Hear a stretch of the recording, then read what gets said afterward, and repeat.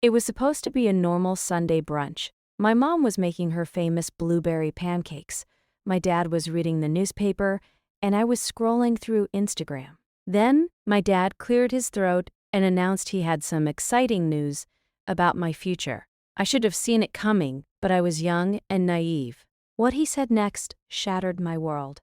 "Hi everyone, I'm Zara, and I'm so glad you're here with me today." I still get chills thinking about that day and the chaotic aftermath that followed. I want to share my story with you in hopes that it can inspire some and maybe teach some important lessons. Before I dive in, I'd love to know where you're listening from. Drop a comment below and let me know where in the world you are. I love hearing from you all and connecting with you. The exciting news was that my parents had arranged for me to marry Dexter, the son of my dad's best friend, Warren. Dexter was nice enough, I guess, if you were into the clean-cut preppy type. But I wasn't. I was head over heels in love with Logan, a musician with a kind heart and a mischievous grin. We'd been dating for almost 2 years, and I couldn't imagine my life without him. "Zara, darling," my mom began, her voice overly sweet. "Warren and your father have been discussing this for a while. It's a wonderful opportunity for you, for all of us." "Opportunity?" I stared at her, then at my dad, whose face was set in a determined, almost desperate expression. "What opportunity?" "Mom, I have a boyfriend. Unhappy. Logan is a phase." "Zara," my dad scoffed, folding his newspaper with unnecessary force. "Dexter is a solid, reliable young man with a bright future." This will be good for the family business. Warren's business too. It's a merger of sorts. A merger? I felt a cold dread creep into my stomach. My dad owned a small chain of hardware stores, and Warren owned a construction company. I knew they'd been friends since college, but I had no idea their friendship extended to arranging my marriage, like some sort of business deal. "You can't be serious," I whispered, my voice trembling.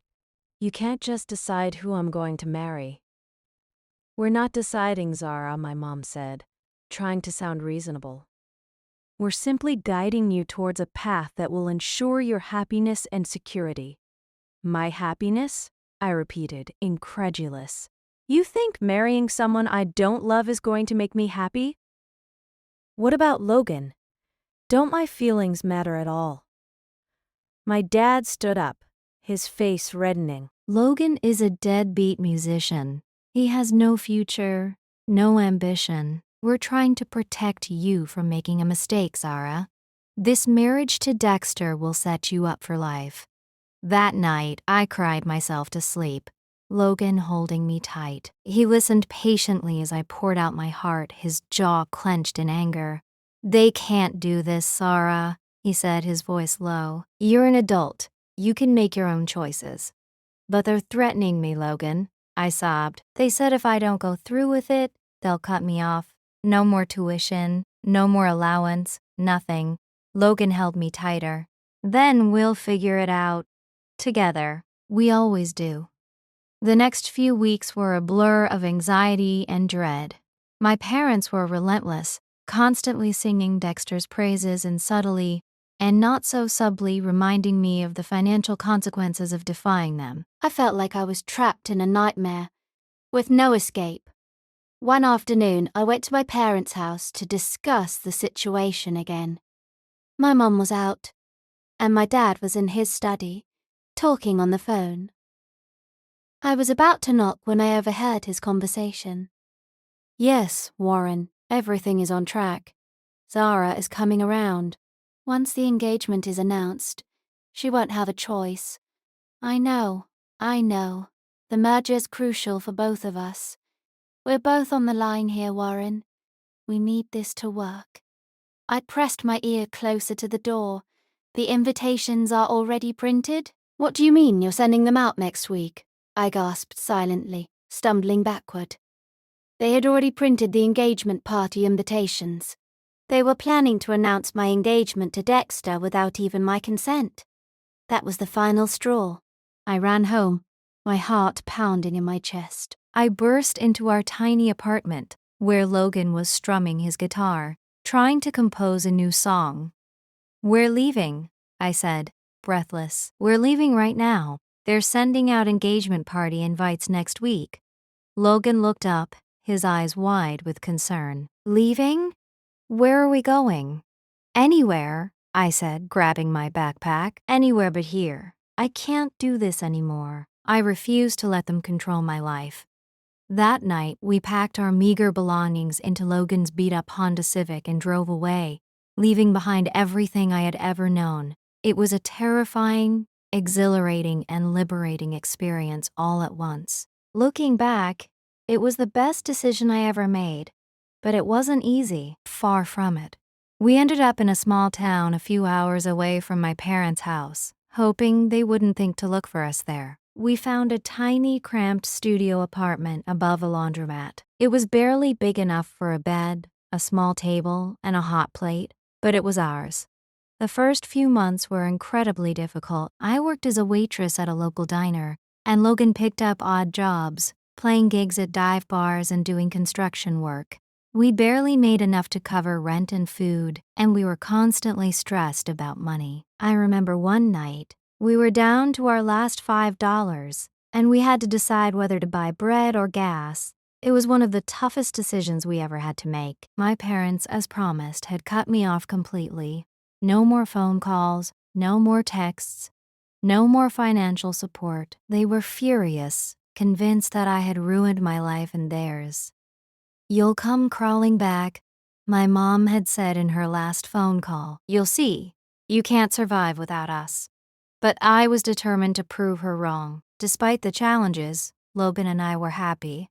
We had each other, and that was all that mattered. We spent our evenings cooking simple meals together, listening to music, and dreaming of a future where we could finally be free from financial worries. One day, while I was cleaning out my old room at my parents' house, I had snuck back in while they were out of town to grab some clothes and personal belongings. I stumbled upon a stack of documents in my dad's desk. They were loan documents, and they revealed a shocking truth.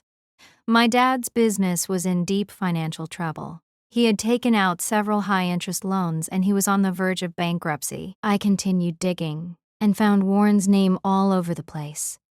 Guarantees, co-signings, business agreements, debts. I found what looked like secret mortgages on Warren's company. I felt sick to my stomach. That's when I realized the real reason behind the arranged marriage. It wasn't about my happiness or security. It was about saving their businesses. Warren's business must have been even worse off than my dad's. I had a feeling it was all smoke and mirrors. I confronted my dad about the documents, and he finally broke down, admitting the truth. He and Warren had been struggling financially for years, and they saw my marriage to Dexter as a way to secure their futures. "I'm sorry, Zara," he said, tears streaming down his face. "I thought I was doing what was best for everyone. I didn't realize I was hurting you in the process. I didn't forgive him immediately." It took time for me to process the betrayal and the years of lies. But eventually, I realized that he was just a flawed human being, trying to do the best he could in a difficult situation. As time went on, things started to improve for Logan and me. Logan's music career began to take off, and he started getting regular gigs at larger venues. I got a promotion at the diner, and we were finally able to move out of the cramped studio and into a slightly bigger apartment. It wasn't much, but it was a step up. Meanwhile, things were falling apart for Warren and Dexter. Warren's business was failing, and he was forced to sell off assets to try and stay afloat. His wife, Sarah, discovered the secret mortgages and his desperate financial situation, and she filed for divorce.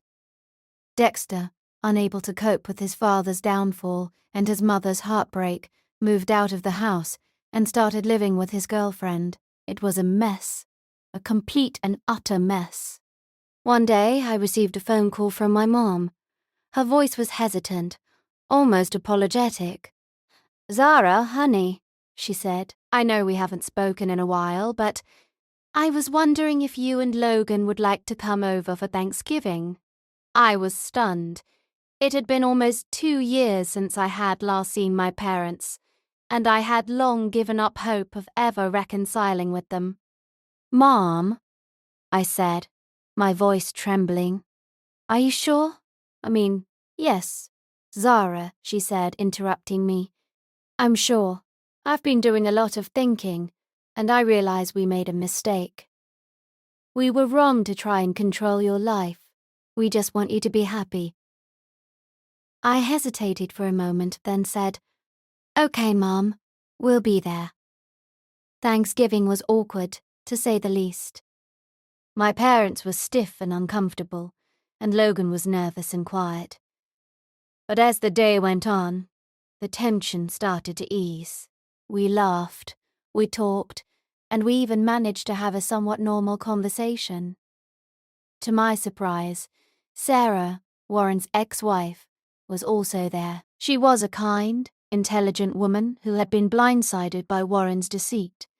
We bonded over our shared experiences, and I realized that she was just as much a victim of Warren's actions as I was. After dinner, my dad pulled Logan aside. I watched from the kitchen window as they stood in the driveway, talking animatedly. I couldn't hear what they were saying, but I could see that they were connecting. Later that night, Logan told me that my dad had offered to help him fix his car. My dad had always been a skilled mechanic, and Logan's car had been on its last legs for months. "He said he knows he messed up," Logan told me. "He wants to make amends." It wasn't a complete reconciliation, but it was a start. Over the next few months, my parents slowly began to accept Logan and me for who we were. They saw how happy we were together, and they realized that their dreams for my future weren't necessarily the same as my own. My dad even started giving Logan tips on how to fix his car, and they began spending weekends together working on it. It was a strange, unexpected friendship, but it was genuine. As for Warren and Dexter, they eventually moved back in together after Warren's business completely collapsed. He filed for bankruptcy, and Dexter was forced to take on a series of dead-end jobs to support them both. It was a sad end to a once promising future. Logan and I, on the other hand, continued to build our life together. We saved up enough money to buy a small house, and we eventually got married in a simple, intimate ceremony surrounded by our closest friends and family. My parents were there, of course, beaming with pride. They had finally accepted that my happiness wasn't contingent on financial security or business deals. It was contingent on love, honesty, and authenticity. Looking back, I'm grateful for the challenges we faced. They taught me the importance of standing up for what I believe in, of trusting my instincts, and of never letting anyone else control my life. They also taught me that family isn't always about blood. It's about the people who love and support you, who believe in you, and who are there for you, no matter what. Logan became my family. Sarah, Warren's ex-wife, became a close friend, a shoulder to cry on, and someone I consider family. And while my relationship with my parents will never be perfect, it's real. It's based on honesty, respect, and a willingness to forgive.